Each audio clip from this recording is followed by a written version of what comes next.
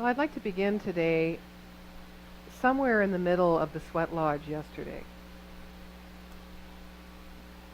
How many here have been in a sweat lodge? Okay.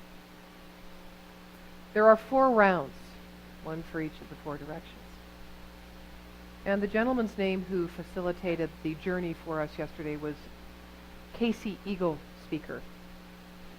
And he was very clear to say that he was not a pipe carrier, or he was not a chief, or he was not any of this. He was just one of us.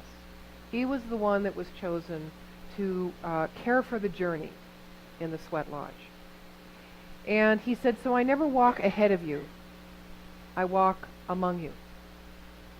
He set the stage for humility and connection and equality.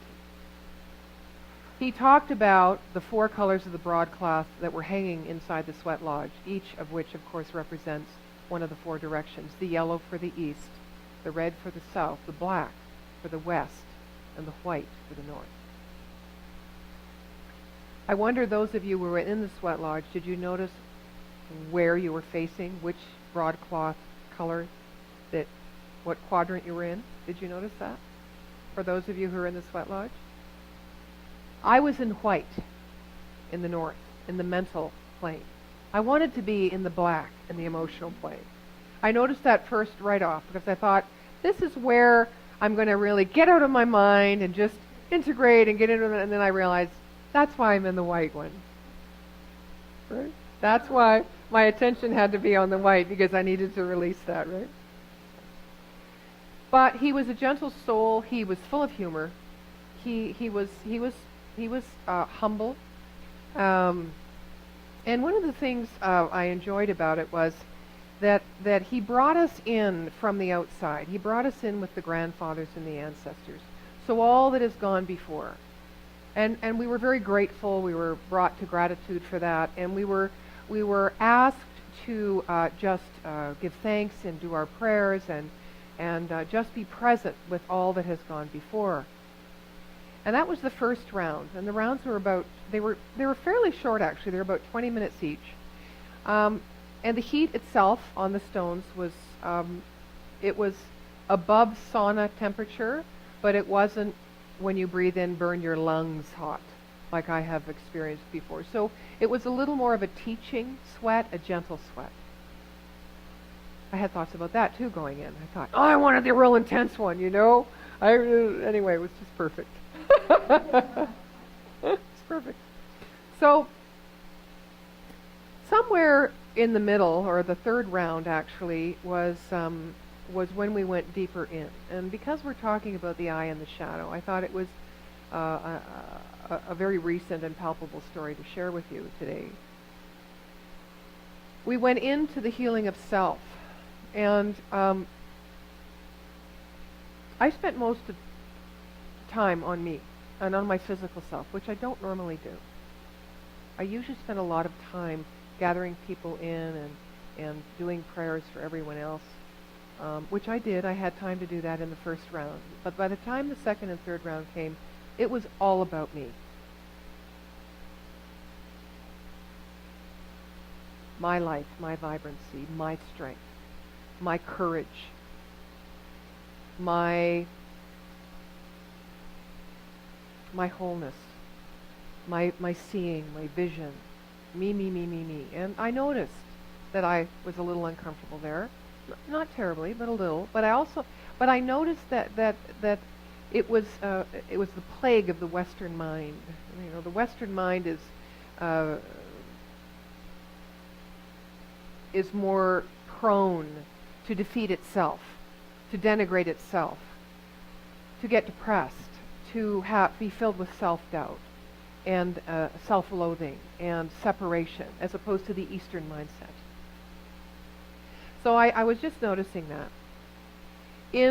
On the last round, it was one of gratitude again, and he talked about the story, the symbology of the buffalo, which of course was their very first animal totem, or the first one that gave of their life to feed the tribes, generationally speaking, traditionally speaking. And he talked about the buffalo as that being that moves into the storm in order to go through the storm. So the buffalo doesn't fight or flight. The buffalo begins to move, and the storm comes, and the snow builds, and it gets tougher, and it gets harder, but it has its sight and its commitment, and it just keeps moving through its own fear. So it's not stuck, it's fluid. Last week I was sharing a little bit about Pema Chodron, and her primary message as a Buddhist monk is to stay when those things that hook us come up. And a lot of what hooks us is that shadow within us, the darkness within us. We think we want to hide it and put it over here or deny it, but in that very act, of course, we reinforce the strength it has over us, the power it has over us.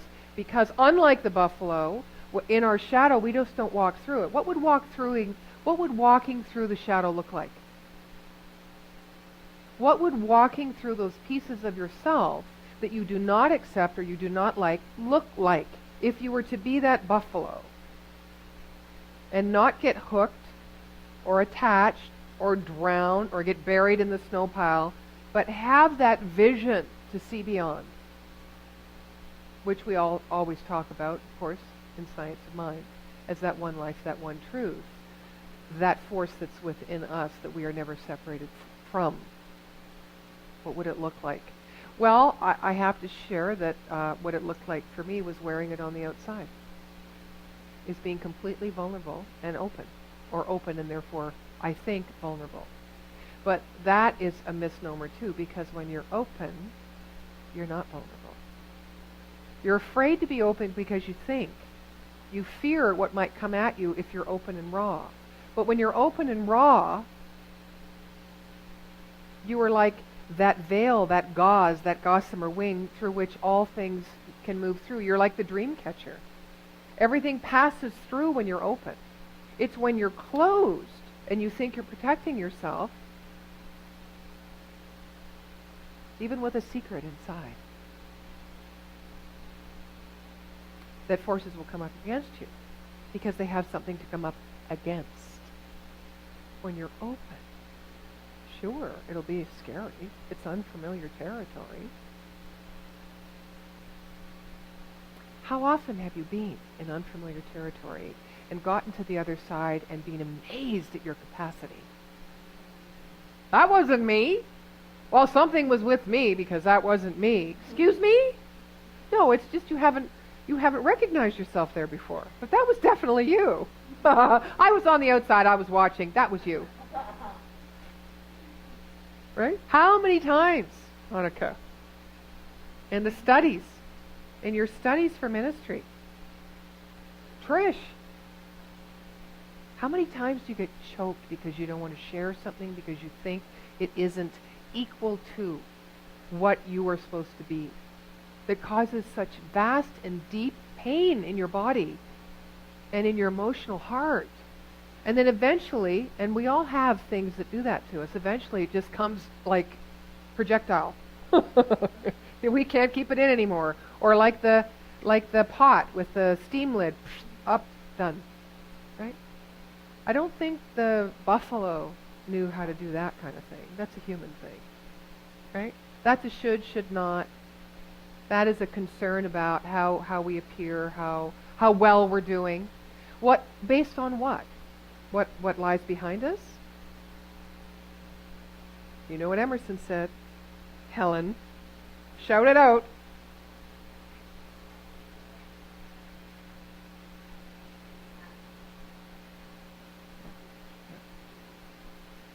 Me? Oh, for the camera. What lies before us and what lies behind us pales in comparison to what lies within us. Buffalo knew that. I doubt the buffalo had an objective mind, necessarily. It just did what it knew to do. If we all did what we knew to do, without thinking whether it was good or bad, right or wrong, enough or not enough, but if we just put our whole selves in, we would be amazed the I in the shadow. That is the I. The fullness, the I. It is also the I in the center of the storm, which is always calm. The buffalo was the I am. The instinctive beingness of the body of God. Not questioning, but doing what it knew to do to move through something that was of a potential threat. It brought its whole self in. It didn't leave 3/5 out here. You know? It didn't say, well, I think I'll wait till my mane grows a little longer in case that icy, it takes them, then I can always come back. I'll bury it, actually, because I know where that marker is.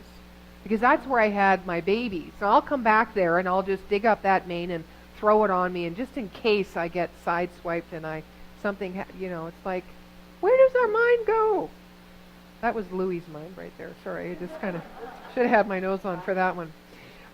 Good thing everyone knows me here. So the eye and the shadow, what lies before us is obviously what lies within us. So there aren't three things happening. Everything's happening all at once, isn't it? We are what we've been. We are also our hopes for our future. Right now. But our experiences are limited, although they may have been extremely rich. Sometimes we look at them like lessons. I don't use that word. I look at revelation, revealing self, discovering self. I don't think we're here to learn anything. I think we're here to be the fullness and the uniqueness and the beauty of who we are. One of a kind. One of a kind. So Pema Chodron talks about how this Western mind, yes, is always dividing itself, is always separating itself out from that which we aspire to be or to have or to do. It's always seeing the lack. Whereas in Tibet, they don't know this. They don't know that their being or their who they are is less than anything. They don't come at life like that. So if the shadow was to go before you and not somewhere deep, dark inside of you that you only shared with yourself when you got still enough to be honest, or you only shared after you had a few drinks, right? Or you're with your best friend, if that shadow itself was actually before you, it would be like you were completely open and exposed, wouldn't it?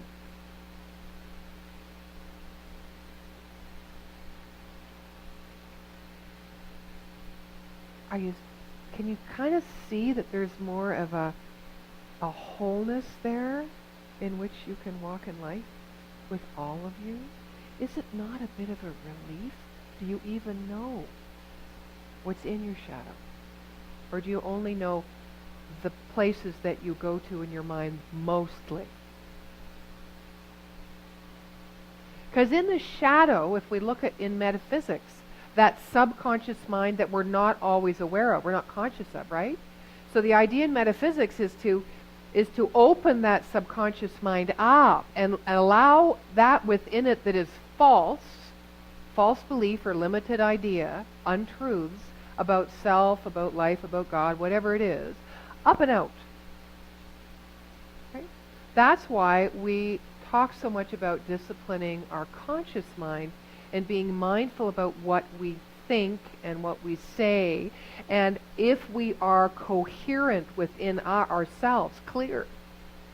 If everything is connected, is the body getting the good stuff, or is only the mind thinking about the good stuff that the body could have? Do you know what I mean?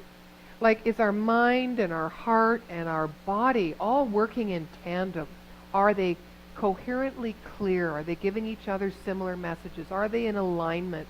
And then the next thing we need to do is be congruent with what all that is that's going on inside, outside. We're not congruent inside. And that's evidenced because of how our life works outside. So the subconscious mind needs to be cleared out. It's like spring cleaning. but every moment of every day with every breath. It's not just once a year. Right? That's our practice. That's our mindfulness and our spiritual practice. To constantly reinforce consciously this truth that we are learning about who we are. So that all that's in the subconscious mind, which probably was based on all that we are not, does not reign, does not be that one which directs the outcomes in our life. Because the subconscious mind, of course, is the creative medium, because it is one with universal subjective mind.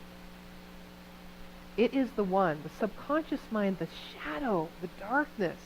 In there is the light of universal truth. And that's the treasure. That's the kingdom Jesus talked about, was inside. That's it. It's not here. Ooh, this is like, do do do do do do do do do do do do do do. I don't know, whatever. I better get my nose. I think the sweat destroyed me. I got melted. Oh, I'm melting. I don't know, That was for you. Theater. What was the year of The Wizard of Oz? That's right. She was in The Wizard of Oz. Okay, now I'm totally... I'm melting. And always a little pointy shoes left, right? Transforming consciousness.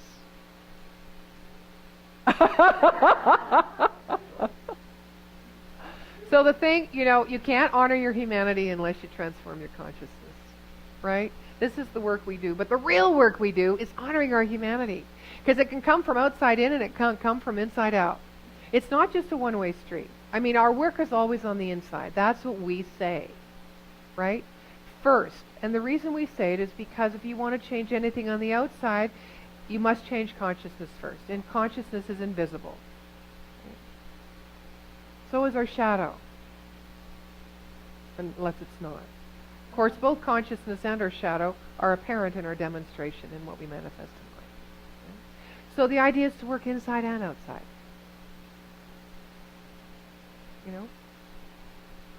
The I and the shadow. Who is the I and the shadow? What does lie before you? It is not separate. So I want to ask you about the shadow. Is there a place right now, right here and now, that you could bring to, as a part of your shadow, the vibration of the all-knowing, the all-good, the all-truth of life, and allow it to be free? Is there a place in you right now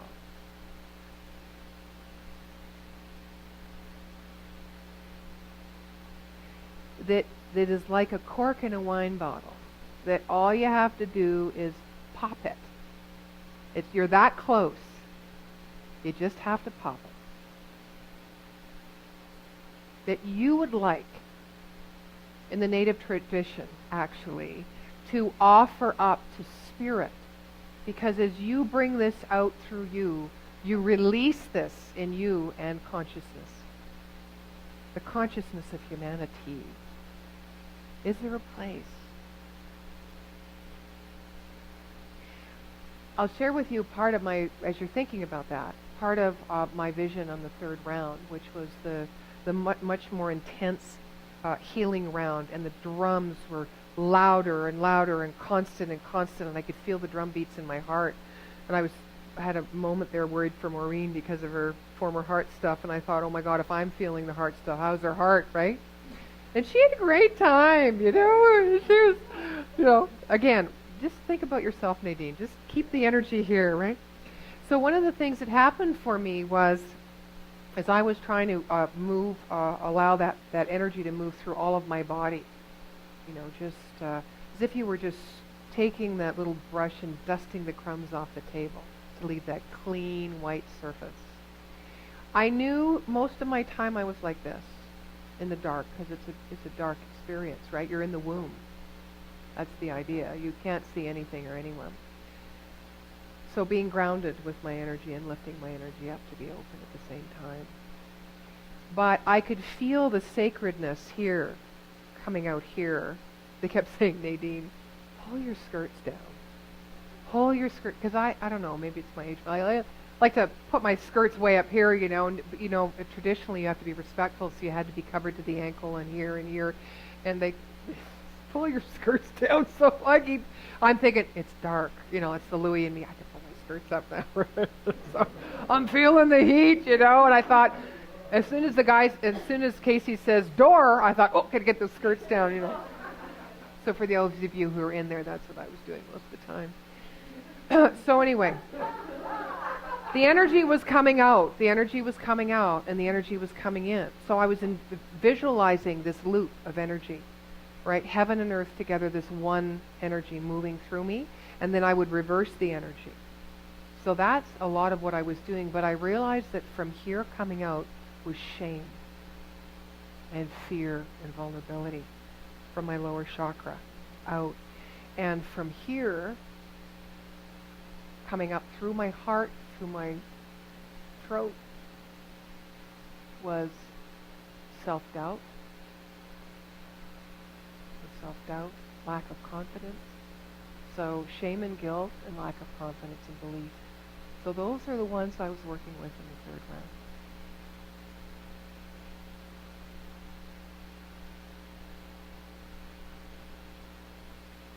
So today, this is like a womb, even though there's an R in front of it. Sacred womb. And we all know each other here. There's nobody new.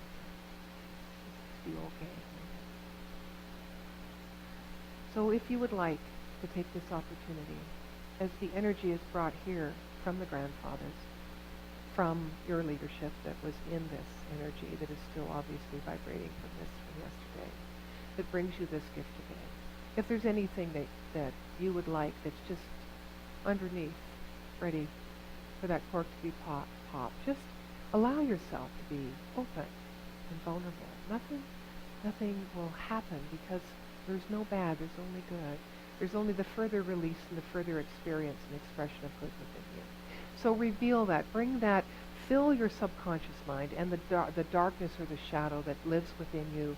Give it some release today. Give it some relief today. Allow it to just bring itself to the light, and know that you are safe and that you are embraced in the godliness and goodness of these people here and of life itself and the ancestors who are with us today.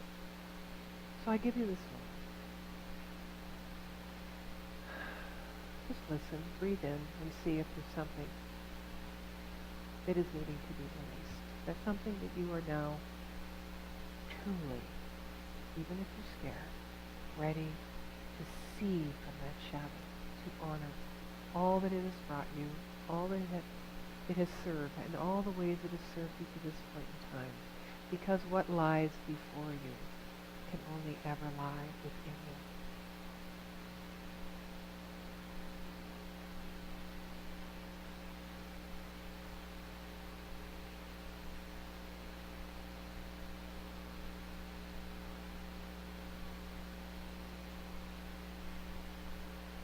It is enough that you see it for yourself in this moment. You don't need to verbalize it.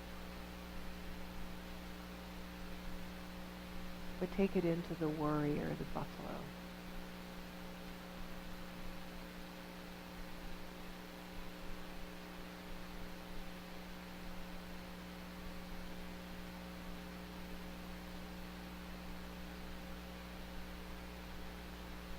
You are not fighting the elements, you are moving with the elements.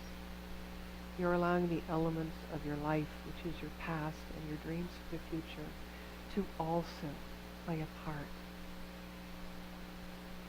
in your acceptance of who you are. The I in the shadow. The I am in the shadow. Allow that shadow to be cast before you, all around you, to fill you, to move through you, to be a springboard for you to reveal the light and the truth of this world. Make friends with the shadow, but do not be hooked by the shadow. Neither be hooked by the light, because both are our only